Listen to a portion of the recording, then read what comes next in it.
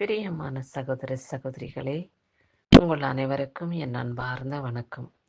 இயேசு கிறிஸ்துவின் மகிமுள்ள நாமத்தினாலே இந்த நாளை கர்த்தர் நம்முடைய வாழ்நாளிலே ஆயுசு நாட்களாய் கூட்டி கொடுத்திருக்கிற அவருடைய அன்புக்கு, அவருடைய இரக்கத்துக்கு அவரை நன்றியோடு கூட ஸ்தோத்திரிக்கிறேன்.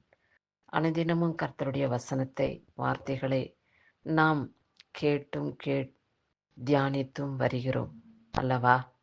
ஆமாம், நாம் கேட்டு வருகிறதான வார்த்தைகளையும் காண்கின்றதான தேவனுடைய வசனத்தையும் நம் சிந்தனைக்கு முன்பாக கொண்டு வருவோம். அவைகள் அனைத்தையும் நம் இருதயத்திலே பதித்து சமயம் கிடைக்கும் நேரங்களிலே அந்த வார்த்தைகள் ஒவ்வொரு நாளும் உங்களோடு கூட பேசும். நீர் சோர்வடையும் பொழுது இந்த வசனம் உங்களோடு கூட பேசும்.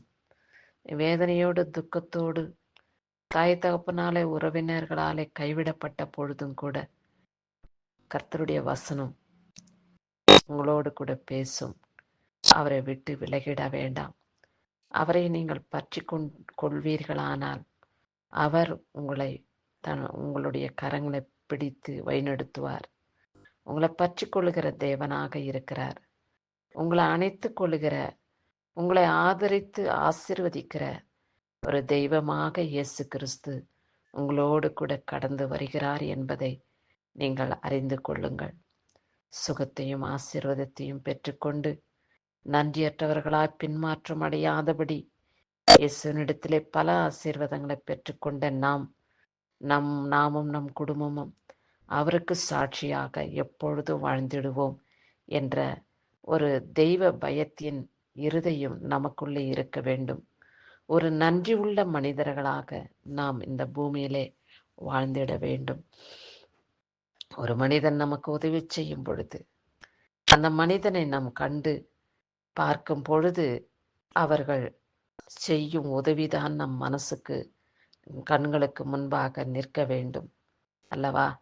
அதே போல நாம் திக்கித்து வேதனையோடு, துக்கத்தோடு, அங்கலாய்ப்போடு, வனாந்தரமா வாழ்க்கையாய் நாம் நிலைத்திருக்கும் பொழுது கர்த்தர் உங்களை கண்டு, பயப்படாதே என் மகனே மகளே, திகையாதே, நான் உன் பக்கம் இருக்கிறேன், கலங்காதே என்று உங்கள் கண்ணீரை துடைத்த தேவனுக்கு நீங்கள் நன்றி உள்ளவர்களாக இருப்பீர்களா?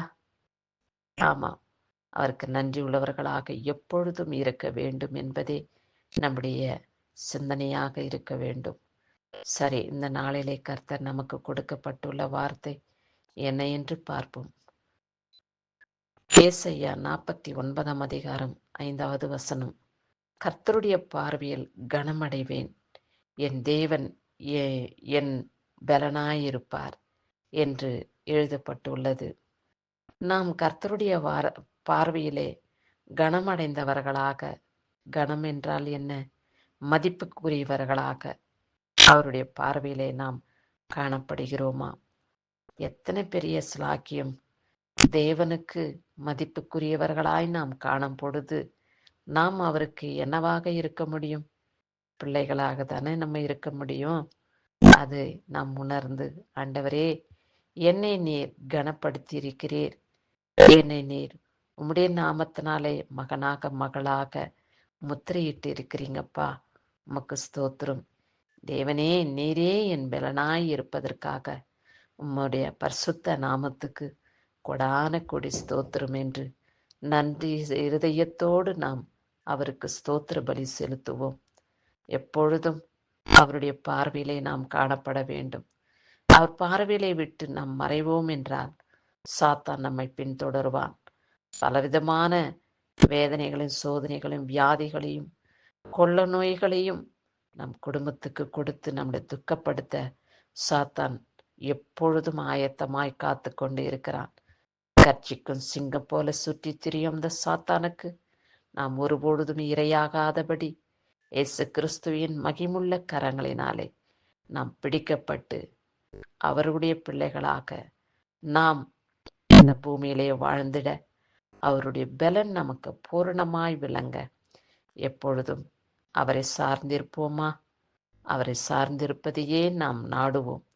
அவரையே நாம் துதிப்போம், ஸ்தோத்தரிப்போம், வணங்குவோம், வேத பகுதிகளை வாசிப்போம். அவருடைய வார்த்தையை நாம் சிந்தித்து அவருக்கு பயபக்திக்குரியவர்களாய் மாறி அவருடைய பிள்ளைகளாய் நாம் முத்திரிடப்படுவோம். கிறிஸ்துவுக்கு சதா காலங்களிலும் மகிமை உண்டாவதாக.